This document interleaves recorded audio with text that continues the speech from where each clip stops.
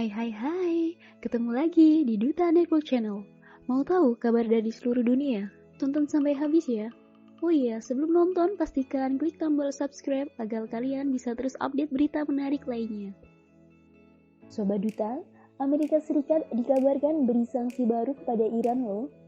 Amerika Serikat menargetkan penjualan minyak dan petrokimia Iran karena diplomasi antara Washington dan Teheran terhenti.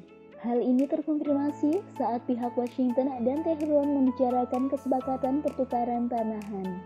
Sanksi itu membuat perusahaan Iran di Vietnam, Cina, Uni Emirat Arab terkena tuduhan pengangkutan atau penjualan minyak dan petrokimia Iran. Keputusan itu memblokir aset entitas di Amerika Serikat. Perusahaan yang akan berbisnis dengan Iran juga terblokir. Iran sudah menerima sanksi Amerika Serikat sejak tahun 2018 loh Sobat Duta. G20 di India telah membahas perang antara Rusia dan Ukraina. Seluruh pemimpin yang hadir merasa marah hingga mendominasi pembicaraan G20. Menurut Antony Blinken, pertemuan itu dirusak oleh perang yang tidak beralasan oleh Rusia. Padahal India ingin fokus pada isu-isu lain yang mempengaruhi negara-negara berkembang loh. Cyril Gregory Bainovsky, 59 tahun, dan Douglas Robertson, 55 tahun adalah warga Amerika Serikat ditangkap karena dicurigai mengekspor teknologi penerbangan ke Rusia. Perbuatan ini dianggap melanggar sanksi kepada Rusia. Mereka menerima peralatan avionik dan prosesor komputer dari perusahaan Rusia. Ekspor dilakukan antara November 2020 dan Februari 2021. Mereka dijerat hukuman maksimal 20, 10, dan 5 tahun penjara atas dakwaan ekspor barang yang dikendalikan tanpa izin penyelundupan dan informasi ekspor palsu. Sobat Duta, sektor jasa Jepang tumbuh cepat dalam 8 bulan pada Februari. Menurut survei sektor swasta, ini terjadi karena dampak ekonomi dari pandemi virus corona berkurang secara global.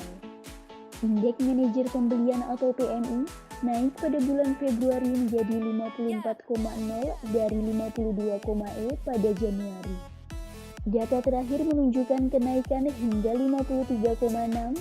Angka itu jauh di atas angka 50 yang menjadi perkiraan 6 bulan terakhir. Wah, Jepang udah bangkit nih, ganbate! Saham India naik setelah GQG Partners ini membeli saham Adani Group. Mereka membeli dengan harga 154,46 miliar rupiah atau 1,87 miliar dolar Amerika Serikat. Saham Adani Group membantu pasar mengatasi kekhawatiran atas kenaikan suku bunga saat ini.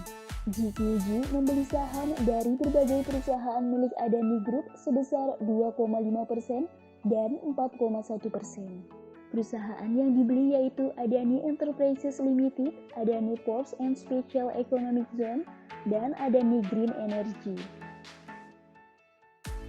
Putusan Pengadilan Negeri atau PN Jakarta Pusat yang menunda pemilu 2024 dinilai Golkar merusak tatanan demokrasi Indonesia. Menurut Ketua Badan Advokasi Hukum dan HAM atau Bakumham, Golkar Supriyansa ini mengganggu kestabilan politik. Putusan dinilai tidak ada hubungannya dengan permintaan Partai Prima. Partai Prima minta soal verifikasi parpol yang dilakukan KPU. Partai Golkar telah menerima arahan agar selalu menjunjung tinggi demokrasi juga mendukung semua tahapan pemilu oleh KPU. Pengadilan Negeri Jakarta Pusat menghukum KPU. Kabarnya, KPU tidak melaksanakan sisa tahapan pemilu 2024 selama 2 tahun 4 bulan dan 7 hari. Ini merupakan buntut gugatan Partai Prima. Menurut anggota Komisi 3 DPR Habibur Rahman, KPU harus lakukan banding atas putusan ini. Sedangkan, Partai Gerindra sudah membaca putusan Pengadilan Negeri Jakarta Pusat. Partai Prima merasa dirugikan oleh KPU soal verifikasi administrasi partai politik. Duh, makin ribet aja nih kerjaan KPU. Segitu dulu deh infonya. Kalau kalian suka bisa like dan komen biar tetap update. Jangan lupa nyalain lonceng dan bagikan ke teman atau grup keluargamu. See you Sobat Duta tersayang. Bye-bye.